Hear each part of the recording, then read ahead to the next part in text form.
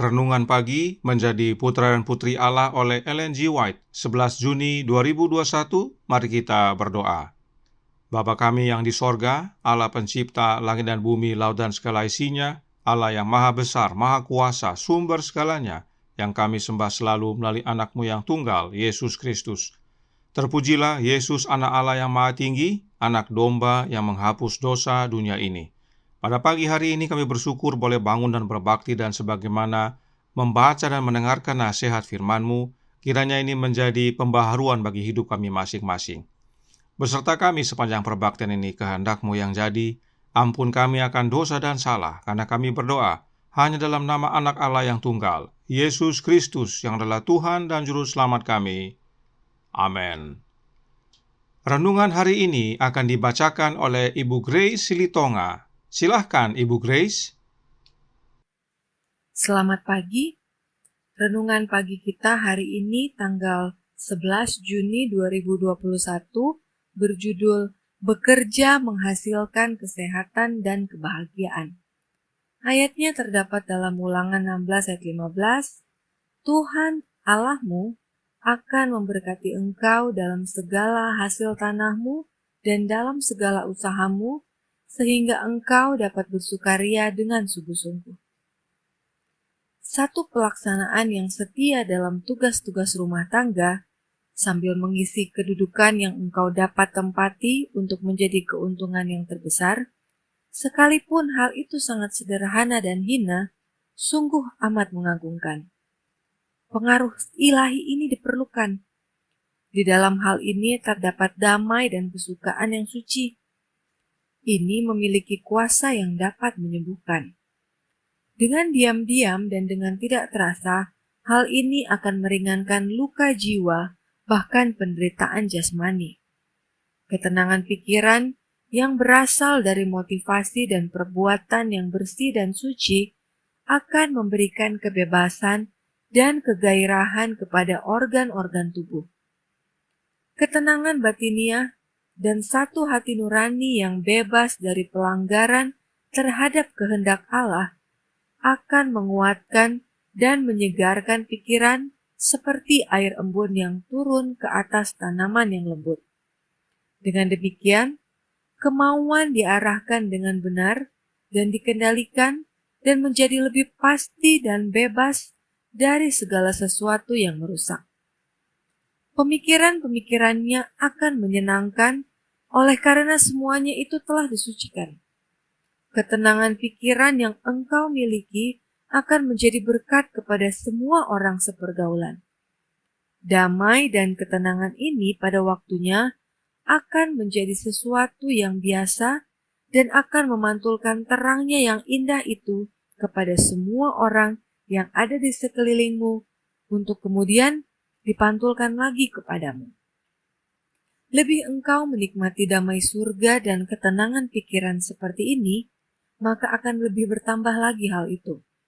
Itu merupakan satu kesukaan yang hidup, yang tidak akan memboroskan segenap kekuatan akhlak sehingga menjadikannya lumpuh tidak berdaya, melainkan akan membangkitkan semuanya kepada satu keadaan yang lebih aktif lagi. Damai yang sempurna adalah satu sifat surga yang dimiliki oleh malaikat-malaikat. Anak-anak dan orang muda tidak pernah akan merasakan ketenangan dan kepuasan sebelum mereka ikut meringankan tangan ibu yang letih dan hati serta pikiran ibu yang lelah dengan cara melakukan dengan setia tugas-tugas rumah tangga. Mereka yang lalai untuk memikul bagian mereka dan tanggung jawab rumah tangga adalah orang-orang yang disusahkan oleh rasa kesepian dan tidak puas, oleh karena mereka tidak mempelajari kebenaran bahwa mereka yang berbahagia itu merasa bahagia oleh karena mereka mengambil bagian dalam pekerjaan yang tetap. Pekerjaan yang teratur dengan baik adalah apa yang mereka perlukan untuk menjadikan mereka kuat, bersemangat, gembira, berbahagia, dan berani menghadapi segala macam ujian yang memenuhi kehidupan ini. Terima kasih. Terima kasih atas penata layanan Ibu Grace. Tuhan Yesus memberkati. Selamat pagi, saudaraku dalam Tuhan. Paragraf pertama renungan hari ini dikutip dari buku Testimonies for the Church, volume 2, yang merupakan surat dari Nyonya White kepada seorang wanita yang berinisial B. Sang wanita dalam kondisi tidak bahagia, bukan semata-mata karena penyakit yang dideritanya, tetapi karena membayangkan dirinya tidak dapat bekerja. Dan penyebabnya karena sang wanita banyak memikirkan dan membicarakan tentang laki-laki. Hal itu telah melukai dan menyalahgunakan tubuhnya sendiri dan membawa pada dirinya sendiri keadaan pikiran yang bodoh. Nyonya White menyatakan dalam Testimonies for the Church volume 2 halaman 324 paragraf 1 yang berkata, hampir semua pikiran Anda sekarang tertuju pada diri Anda sendiri. Anda resah dan pikiran Anda memikirkan hal-hal yang menyedihkan dan membayangkan kondisi Anda sangat buruk. Dan Anda bahkan menetapkan dalam pikiran Anda bahwa Anda tidak akan pernah bisa sembuh kecuali Anda sudah menikah. Dalam keadaan pikiran Anda saat ini, Anda tidak cocok untuk menikah. Wanita inisial B ini mempunyai kehidupan yang tidak tenang dan tidak damai. Wanita ini sebenarnya mementingkan dirinya sendiri, sebab semua berpusat pada dirinya. Itu sebabnya dalam paragraf selanjutnya, Nyonya White berkata, keadaan pikiran Anda yang sedih dan muram, yang membuat Anda menangis dan merasa bahwa hidup tidak diinginkan adalah hasil dari membiarkan pikiran Anda mengalir di saluran yang tidak murni pada hal-hal yang terlarang. Sementara Anda menuruti kebiasaan yang terus-menerus dan pasti merusak kondisi tubuh Anda dan mempersiapkan Anda untuk pembusukan dini. Sebab pikiran dan tubuh berhubungan erat. Nyonya White menjelaskan dalam Counsels for the Church halaman 226 paragraf 3 yang berkata, antara pikiran dan tubuh ada hubungan yang misterius dan indah. Mereka bereaksi satu sama lain.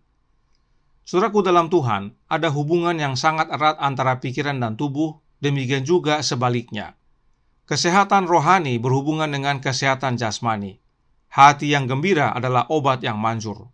Oleh karena itu, Roh Nubuat menasihatkan dalam Kisah Para Rasul halaman 107 paragraf 4 yang berkata, bila pikiran manusia dihubungkan dengan pikiran Allah, yang terbatas dengan yang tidak terbatas, pengaruh pada tubuh dan pikiran dan jiwa tidak ada batasnya. Dalam hubungan itu didapati pendidikan yang paling tinggi. Itulah cara Allah sendiri untuk memperkembangkan. Berlakulah ramah terhadap dia. Ayub 22 ayat 21 adalah pekabarannya kepada umat manusia. Jangan lupa, tidak ada yang diri kita dapat lakukan untuk pertumbuhan kerohanian kita. Kita perlu kuasa Allah. Pikiran kita harus dihubungkan dengan pikiran Allah dan itu akan memberikan pengaruh melebihi perkiraan kita. Karenanya, Ayub menyatakan, perkenalkanlah dirimu kepada Dia. Inilah terjemahan yang dari bahasa Inggris. Terjemahan bahasa Indonesia belum terlalu mengena. Yang tepat adalah kita berkenalan dengan Allah, sebab dengan terhubung dengan Dia, pikiran Allah memberikan pengaruh kepada pikiran kita yang tak terbatas kepada tubuh kita. Bagaimana cara kita memiliki pikiran Allah? Ingat, karena dosa kita terpisah dari Bapa. Roh Nubuat menjelaskan dalam Gospel Workers edisi 1892-1893 halaman 298 paragraf 2 yang berbunyi, kita harus menghargai iman yang hidup dan Roh Kristus harus ada di dalam kita untuk mengarahkan pekerjaan kita. Maka upaya kita akan sesuai pikiran Allah. Kita dapat memiliki pikiran Allah hanya melalui anaknya. Dengan kita memiliki roh anak Allah oleh iman, Dia akan mengarahkan pekerjaan kita, dan jika pekerjaan kita diarahkan oleh Yesus, maka pekerjaan kita itu akan selaras dengan pikiran Allah. Apakah hubungannya penjelasan ini dengan pengalaman sang wanita B tersebut? Karena dia hanya memikirkan dirinya sendiri dan tidak bekerja. Oleh karena itu, Nyonya White menasihatkan bagi dia untuk bekerja. Namun, bekerja yang bagaimana yang Nyonya White nasihatkan? Testimonies for the Church volume 2 halaman 326 paragraf 4 yang berkata, pemenuhan tugas rumah yang setia, mengisi posisi yang dapat Anda tempati untuk keuntungan terbaik, baik itu sederhana dan rendah hati, benar-benar mengangkat. Pengaruh ilahi ini diperlukan. Di dalamnya ada kedamaian dan sukacita suci. Hal itu memiliki kuasa penyembuhan. Nyonya White menganjurkan sang wanita untuk bekerja dimulai dengan pekerjaan di rumah. Meski sederhana dan rendah hati, tetapi punya kuasa menyembuhkan. Sebab ada pengaruh ilahi dalam bekerja serta kedamaian dan sukacita suci. Mengapa bekerja di rumah bermanfaat sekali?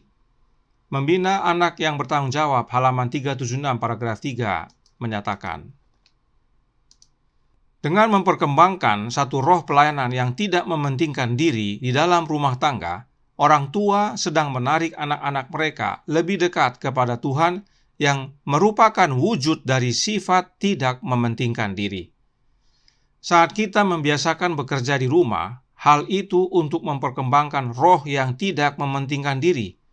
Dan dengan itu kita dibawa dekat kepada Yesus yang merupakan wujud dari tidak mementingkan diri.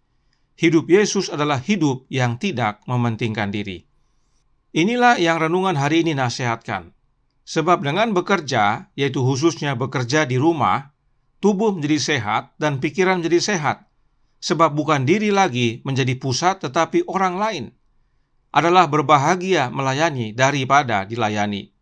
Karenanya, kedamaian itu diperoleh dari bekerja, yaitu bekerja dengan roh yang tidak mementingkan diri. Roh Nubuat berkata dalam Membina Kehidupan Abadi halaman 46 paragraf 2. Bila engkau menerima roh Kristus, roh dari kasih yang tidak mementingkan diri dan bekerja buat orang lain, engkau akan bertumbuh dan mengeluarkan buah. Inilah yang terjadi saat kita semakin dekat dengan Yesus. Kita menerima rohnya dan hidup melayani tanpa mementingkan diri, dan inilah kedamaian itu. Itu sebabnya bekerja yang tidak mementingkan diri menghasilkan kesehatan. Sebab bukan diri pusatnya, tetapi orang lain. Pikiran tenang dan damai, tubuh dan pikiran menjadi sehat. Kita berbahagia.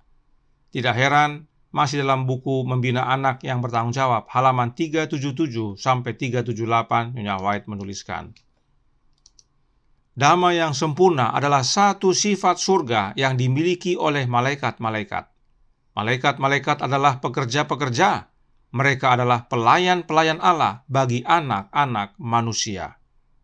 Malaikat-malaikat tidak mementingkan dirinya sendiri. Mereka bekerja sesuai dengan kehendak Allah. Kiranya ini menjadi pembaharuan bagi kita untuk bekerja tidak mementingkan diri, dan itu dengan cara mendekat kepada Yesus dan menerima rohnya. Maka hidup kita penuh kedamaian yang berasal dari Yesus, kita sehat jasmani dan rohani. Nama Tuhan dimuliakan. Tuhan memberkati, saya bawa dalam nama Yesus. Amin. Mari kita berdoa. Bapa kami yang di sorga, Allah pencipta langit dan bumi, laut dan segala isinya, Allah yang maha besar, maha kuasa, sumber segalanya, yang kami sembah selalu melalui anak-Mu yang tunggal, Yesus Kristus.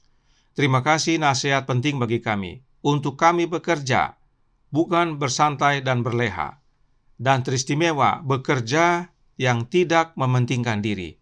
Dimulai dari rumah, mengerjakan pekerjaan-pekerjaan di rumah. Itu akan membawa kepada kami tubuh yang sehat serta pikiran yang sehat, ketenangan dan kedamaian, sebab bukan diri lagi yang menjadi pusat, tetapi sesama kami. Kami hidup untuk melayani, dan itulah yang merupakan teladan Kristus bagi kami. Kiranya ini menjadi pembaharuan bagi kami ya Bapa. Curahkan roh anak-Mu dalam hidup ini, kehendak-Mu yang jadi. Ampun kami akan dosa dan salah, karena kami berdoa hanya dalam nama anak Allah yang tunggal, Yesus Kristus, yang adalah Tuhan dan Juru Selamat kami. Amin.